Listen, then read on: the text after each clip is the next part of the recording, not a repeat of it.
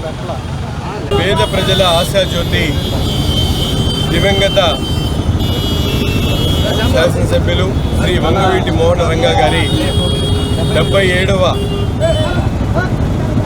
జయంతిని పురస్కరించుకొని ఈరోజు గుంటూరు నగరంలో పెద్ద ఎత్తున రంగా గారి అభిమానులు, పేద ప్రజలు, ముఖ్యంగా తెలుగుదేశం, జనసేన, బీజేపీ నాయకులందరూ కూడా ఘనంగా ఆయనకి నివాళులు అర్పించడం జరిగింది.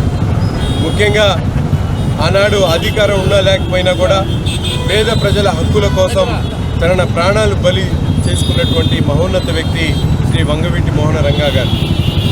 కులం కాదు, మతం కాదు, మానవత్వం ముఖ్యమనేటువంటి నినాదంతో తన జీవితాన్ని పేద ప్రజల కోసం అంకితం చేస్తూ భావితరానికి ఒక స్ఫూర్తి ప్రదాతగా ఉన్నటువంటి వంగవీటి మోహన రంగా గారు రాబోయేటువంటి తరాల కోసం ఒక స్ఫూర్తిదాయకమైనటువంటి నాయకుడిగా ఆయన ఇచ్చినటువంటి స్ఫూర్తితో పేద ప్రజల సేవ చేయడం కోసం మేమందరం కూడా కలిసికట్టుగా ముందుకు సాగుతాం.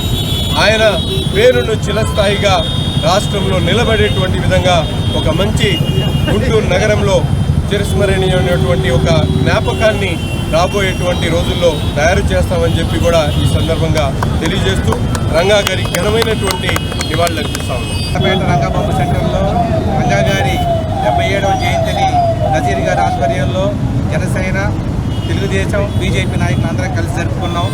ముఖ్యంగా పేద ప్రజలకి ఏ అవసరాలు ఉన్నాయో పార్టీలకు అతీతంగా, అధికారాలకు అతీతంగా ఆయన ఆ రోజు సేవ చేశారు. ఈరోజు ఎన్డీఏ ప్రభుత్వం ఆయన యొక్క ఆశలతోటి, స్ఫూర్తితోటి నడుస్తూ ఉంది.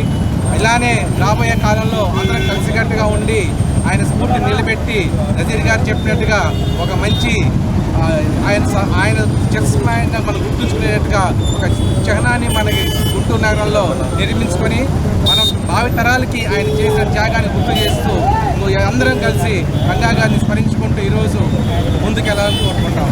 జోహార్ వంగవీటి మోహన్ రంగా.